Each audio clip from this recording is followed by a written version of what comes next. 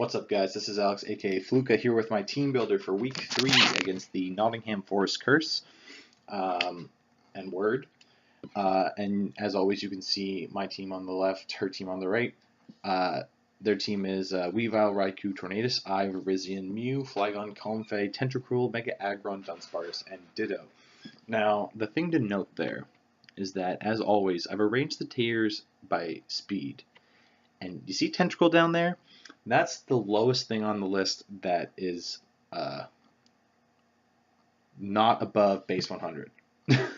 So it's a ridiculously fast team. Is that 7? Yes, 7 of the Mons are base 100 or faster. And one of those Mons is Ditto. Ditto's actually faster than Dunsparce, but Ditto's speed doesn't matter because it will just transform into anything I have, which I actually just realized is a problem. So I do have to be careful with that. But the only things I have that are boosting can't really beat themselves that well, so that's good for me, and I'll get to that in a bit. But first up, I'm rocking out with a physically defensive Dr. Poison with a Black Sludge, Flamethrower, Will-O-Wisp, Sludge Bomb, and Pain Split. I was originally going to rock Fire Z on this thing just to make it an even better check to Weavile, but I figured that as it stood, like, it gets one knockoff on me, but then after that I can Will-O-Wisp it, I can Flamethrower it, so I'm not super worried about it. Virizion and Comfey I can take care of. Tentacruel can't really touch me that much. I can burn it, I can Pain Split.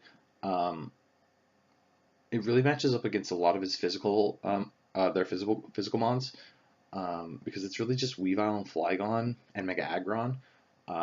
I'm immune to the ground attacks from Flygon and Mega Aggron.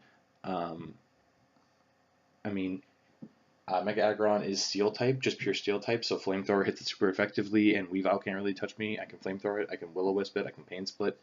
And then I also have just Sludge Bomb for stab on other things like Tornadus and such, which I'll probably get some switches on. This should not be in special attack, though. This should be fully... Whoop. Physically defensive, so it's a good thing I looked at that because that would have been bad. Next up, we have Cynthia, our choice scarfed Garchomp, with Outrage, Earthquake, Iron Head, and Rock Slide. So they do have a very fast team, which is why I do need to bring the speed. I do need to bring Scarfers in order to kind of get the first hit in, which is kind of my playstyle. But luckily, Garchomp is base 102, and 4 of their Mons are just base 100, so we naturally outspeed them, even if they're Scarfed, which is good to know. The only things that outspeed us are Weavile, obviously, but I mean, are they going to run Scarf Weavile?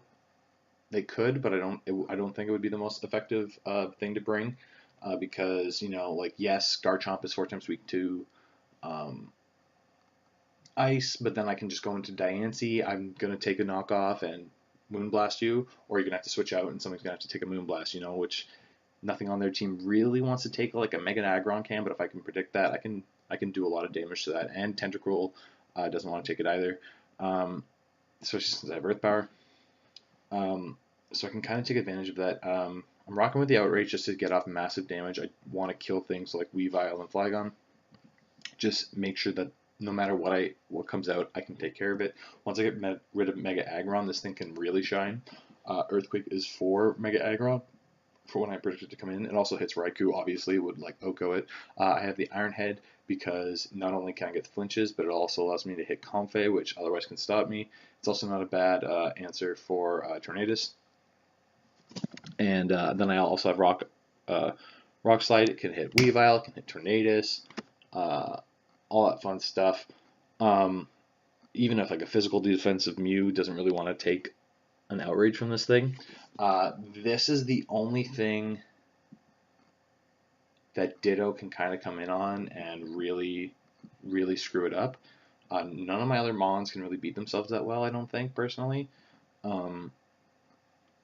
But since it'll obviously be Choice Scarf, it will actually be a speed tie, so we could come out on top of it, so it's not as worrying. But I did kind of plan with Ditto in mind, like how nothing can really beat itself, unless it absolutely has to. But I just thought Garchomp was a really good ring this week, so I brought it. Next up, we have Colossus. We're running specially defensive this week on our Registeel with leftovers. Clear Body. but I'm looking at it. Do I actually need clear body? It might be better to go for light metal. Unfortunately, light metal only reduces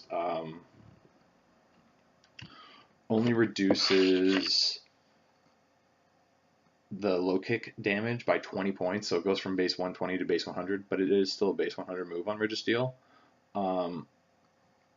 But I found out, I don't know if I found this out in playtesting or if this was just a glitch, but even with clear body, I could still get stat drops from like secondary effects from like psychic and stuff, which was weird.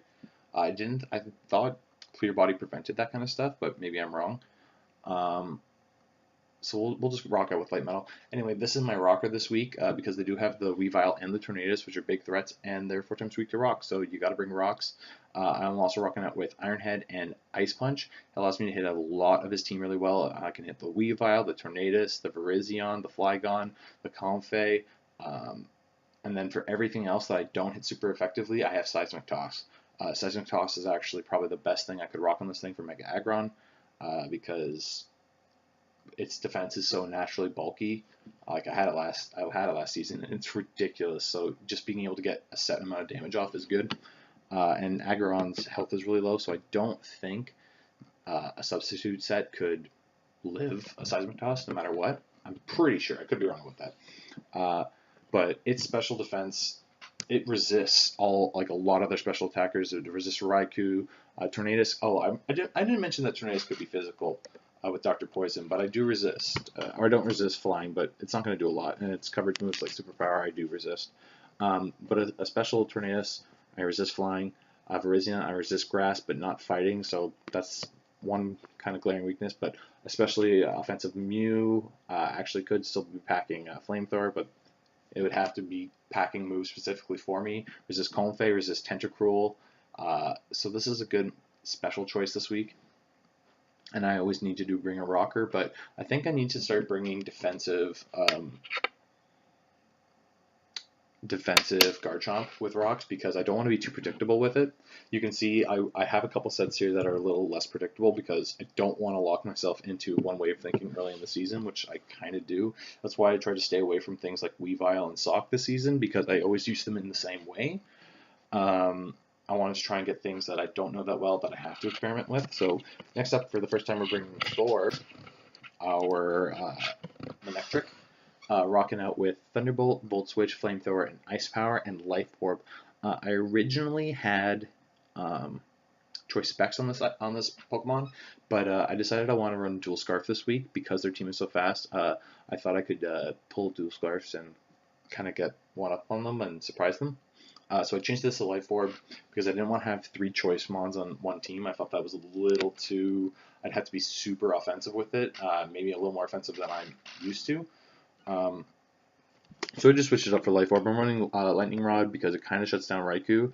After that, I mean, an extra Sentry, it is faster than me, which sucks, but although if they are running a Rash Raikou, which means they would be running Focus Blast. So if they're running Focus Blast for my team, which actually makes a lot of sense because it's Raikou's best coverage move for Registeel.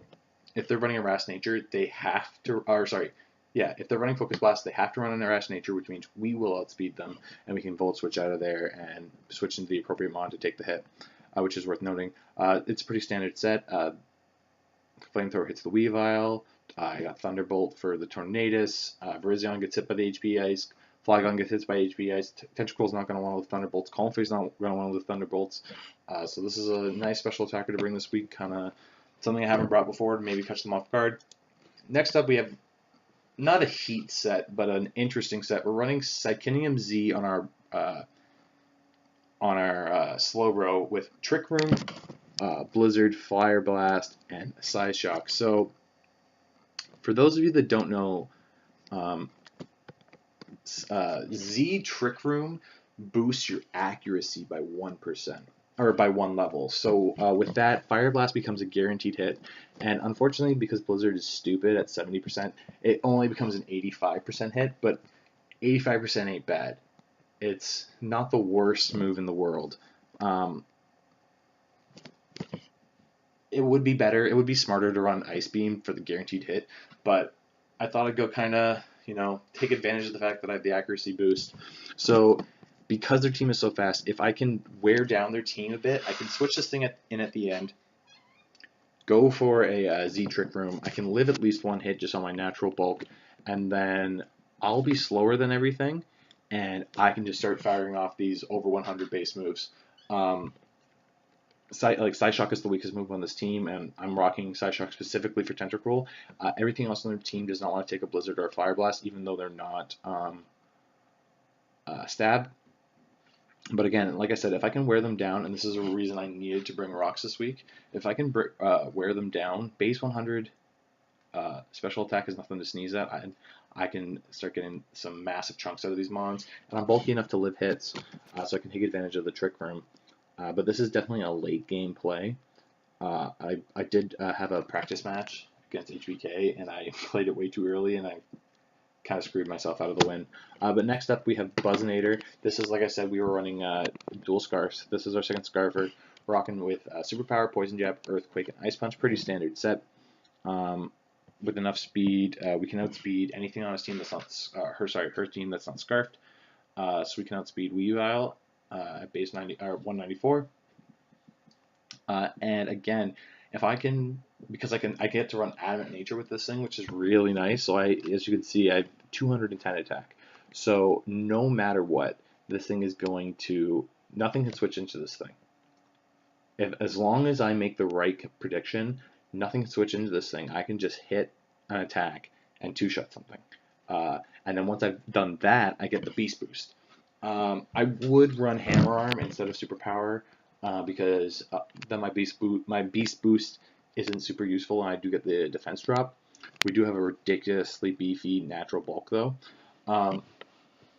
But I didn't want to go for the speed drop because I do want to remain fast. This is going to be a nice mid-game sweeper, hopefully. Guard Chomp is, my plan is Thor and Guard Chomp for the early game, use Colossus and Weezing as pivots, use this thing as a nice bulky switch and just start punishing things, and then Paul for the late game. So that's like the most developed game plan I've ever had for a match in terms of like how I'm going to use Mons in which order. We'll see if I actually stick to that. I probably won't. But that's it for me, guys. Let me know what you thought of the team builder in the comments down below, and I will see you later. Bye.